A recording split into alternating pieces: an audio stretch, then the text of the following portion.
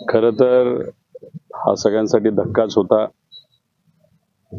गेले काही दिवस ते तसे आजारी असले तरी फक्त छोटंसं ऑपरेशन झाल्यामुळे त्यांना तिथं फिरणं थोडं अवघड होतं, पण तरी सुद्धा लढवय्या होते, लोकात जायचे, लोकांसाठी काम करायचे. काल परवाचे व्हिडिओ आता सोशल मीडियावर सुद्धा आपण बघू शकतो. आणि अचानक पद्धतीने जे आम्हाला कळालेलं हृदयविकाराच्या झटक्यामुळे ते आपल्यात राहिले नाहीत. त्यांचं कार्य तसं मोठं होतं. छोटासा दुधाचा व्यवसाय त्यांनी सुरू फार पूर्वी केल्यानंतर हळूहळू राजकीय क्षेत्रामध्ये त्यांचं काम हे वाढत गेलं.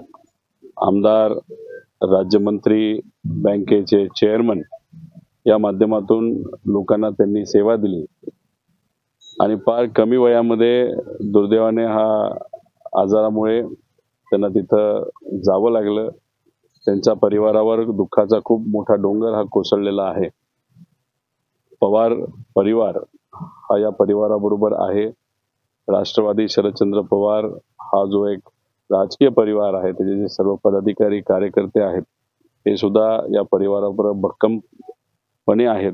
या दुःखाच्या टाईममधून या परिवाराला निघण्यासाठी ईश्वर शक्ती देवो अशी आम्ही प्रार्थना करतो.